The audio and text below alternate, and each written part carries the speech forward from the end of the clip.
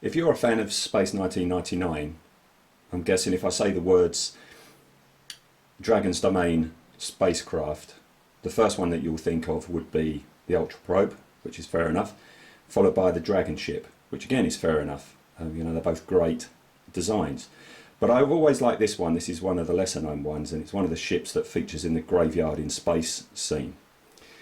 As I say, I always liked the design, and I thought maybe I should have a go at doing a riff on it.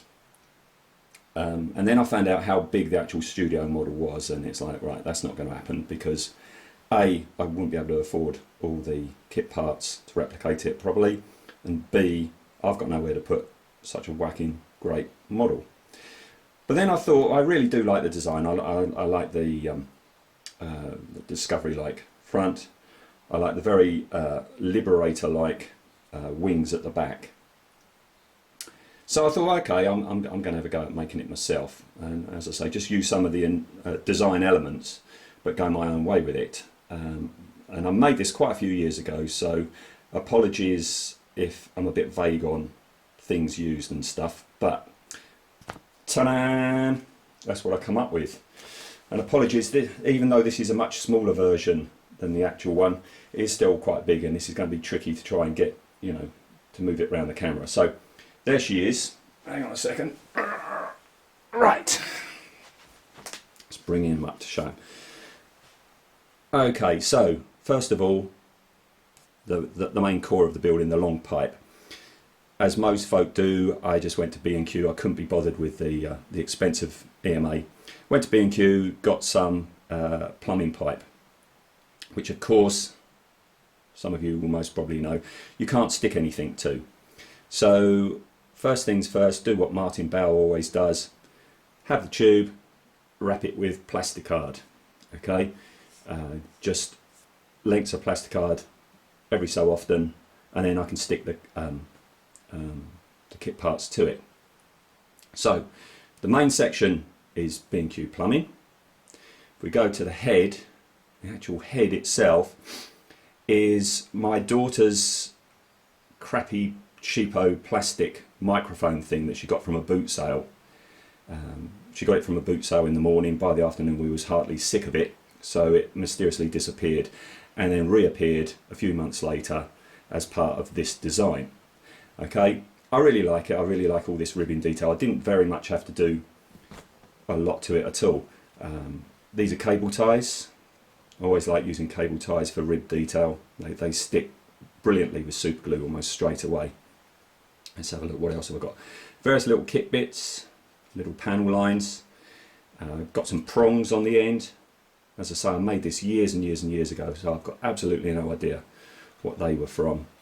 Coming down here, any kit spotters will start recognising the, you know, the Airfix parts and the Tamiya parts. Just going around, that one especially, I think that's the refueling set, is that from? I think so. The actual front of it, hang on, get the other photo. As you can see, in the very front there were 5 of these things. I think Martin said that they were wheels off of something, chrome wheels off of a truck kit or something or other. I didn't have them at the time. I've subsequently got some, and I still can't remember what they are. But anyway, I wanted to do something similar. So, again, I don't know if you can see in there. I just left it as it is, and in there you've got a nozzle. There we go. We've got a nozzle from the Star Fury kit, like I put on the derelict a little while ago. So anyway, that's the front end. Oh, look at that. So going down the ship like that, we come to the end section. As I say, I want to do what Martin did, which is have these 4 very Liberator-like wings. You know, it's quite similar, even though this is a few years before Blake 7 was created. You've got this similar design element of the forward-facing wings. Made them out of plasticard, big thick chunks of plasticard. I wanted some sort of cylindrical device, and these I think are yeast tubs from Wilkinson's, because they had this nice cap on the end. As I say, tons of plasticard around it, more ribbon detail, little caps that I had. I made each one different because it's an alien ship, so I didn't want to have too much similarity. Okay, so that's the end bit, and then the tail. God blimey. These again are from the Star Fury kit. As you can see, I didn't do too much here. I think another project had come along at that point, and I was getting tired of it. I might come back at some point and just put even more detail in, because that's really sparse. Or maybe I should just paint it black and you won't notice so much. So that's pretty much it. There's the back. There's the middle. And there's the end. Okay? And that's that.